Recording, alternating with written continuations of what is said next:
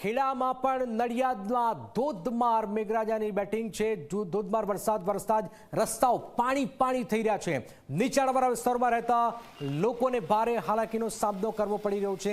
આપ જોઈ રહ્યા છો જળબંબાકારની સ્થિતિ છે અને ત્યાર પછી નડિયાદ પાણી થઈ રહ્યું છે। સ્થાનિકોની મુશ્કેલી વધી રહી છે। નીચાણવાળા વિસ્તારોમાં પાણી ભરાઈ ગયા છે।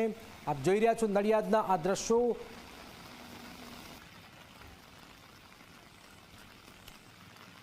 हाल अत्यारे जे रीते अपर साइक्लोननी असर जे मध्य गुजरात में जोवा मळी रही है। हाल अत्यारे मध्य गुजरात में खेड़ा आणंद सहित जे बीजा जे जिल्लाओ छे तेमां ऑरेंज एलर्ट आपवामां आव्युं छे। आप जोई शको छो कि हाल अत्यारे आपणे जे खेड़ा जिल्लाना नडियादमां हाल अत्यारे धोधमार वरसाद वरसी रह्यो छे। आप जोई शको छो कि जे आ इंदिरा नगरी विस्तार छे, जे इंदिरा नगरी अने जे इंदिरा गांधी मार्ग कहेवाय छे त्यां आगळ हाल अत्यारे जे पाणी भराया छे। आप जोई शको छो कि हाल अत्यारे जे रीते अविरत छेल्ली 30 मिनिटथी वरसाद वरसी रह्यो छे।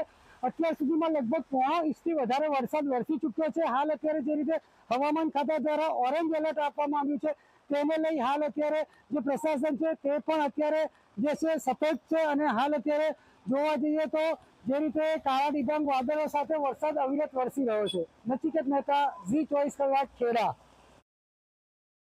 નડિયાદમાં હાલ અત્યારે 1 થી 1.5 ઇંચ વરસાદ પડ્યો છે। ત્યારે આપ જોઈ શકો છો કે આ નડિયાદ સંતરામ મંદિર પાછળ આવેલો જે વિસ્તાર છે, જે વિઠ્ઠલ વિદ્યાલય વીકેવી રોડની આ પરિસ્થિતિ છે। હાલ અત્યારે માત્ર ને માત્ર 1 થી 1.5 ઇંચ વરસાદ વરસતા લગભગ ઘૂંટણસમાં પાણી હાલ અત્યારે જે મુખ્ય રોડ છે તેની પર નજર આવી રહ્યા છે। જો વાત કરવામાં આવે તો અહીંયા આગળ જે સંતરામ જે આંખની હોસ્પિટલથી લઈ અને સંતરામ સોનોગ્રાફી, એક્સરે અને અલગ અલગ જે અહીંયા આગળ અલગ અલગ સેન્ટરો આવેલા છે। સંતરામ મંદિરનો જે પાછળનો ભાગ છે, જો વાત કરવામાં આવે તો જે કોર્પોરેશન છે તે પ્રી મોન્સૂનની કામગીરીમાં સદંતર ફેલ ગયું હોય તેવું હાલ અત્યારે લાગી રહ્યું છે। કારણ કે જે રીતે જે 2 મહિના પહેલા જે કોર્પોરેશને પ્રી મોન્સૂનની કામગીરી શરૂઆત કરી હતી, પરંતુ જો વાત કરવામાં આવે તો માત્ર ને માત્ર 1 ઇંચ કરતાં પણ વધારે વરસાદથી આ પરિસ્થિતિ છે। જો આવનાર સમયમાં ઓરેન્જ એલર્ટ હવામાન ખાતા દ્વારા આપવામાં આવ્યું છે અને કદાચ જો વધારે વરસાદ પડે, 5 થી 7 ઇંચ વરસાદ પડે તો આ વિસ્તારની શું